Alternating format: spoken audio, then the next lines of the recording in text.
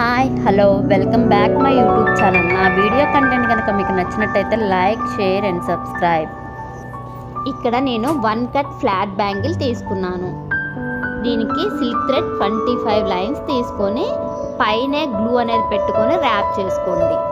పైన గ్లూ అంటించి ర్యాప్ చేయటం వల్ల అడుగున అనేది అంటించవద్దు. అడుగున అంటించడం వల్ల మన చేతికి అటు ఇటు తగిలినప్పుడు ఆ పోగులు అనేది లెగుస్తాయి. అందుకే పైన గ్లూ పెట్టుకోవడం వల్ల నీట్గా ఉంటుంది బ్యాంగిల్ అనేది. ఇప్పుడు గ్లూ అంటించుకొని రెక్టాంగులర్ కుందన్స్ తీసుకొని రెడ్ కలర్ ఇలా స్క్వేర్ షేప్స్ కుందన్ని మధ్యలో అంటించుకోండి.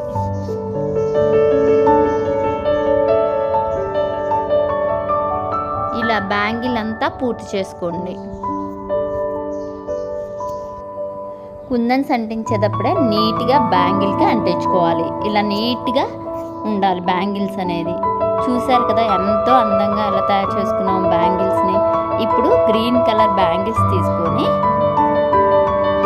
ఇలా దారం ర్యాప్ చేసుకున్నాక దీనికి కూడా ఇలాగే గ్లూ పెట్టుకొని ఇలా గ్రీన్ కలర్ రెక్టాంగిల్ కుందన్స్ తీసుకొని రౌండ్ షేప్ రెడ్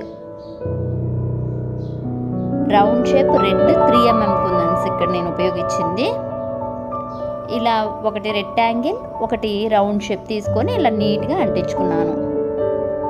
ఇప్పుడు స్కై బ్లూ కలర్ బ్యాంగిల్ ఇలా అన్ని బ్యాంగిల్స్ని తయారు చేసుకున్నాను. నీట్గా 7 pairs బ్యాంగిల్స్ని తయారు చేసుకున్నాను.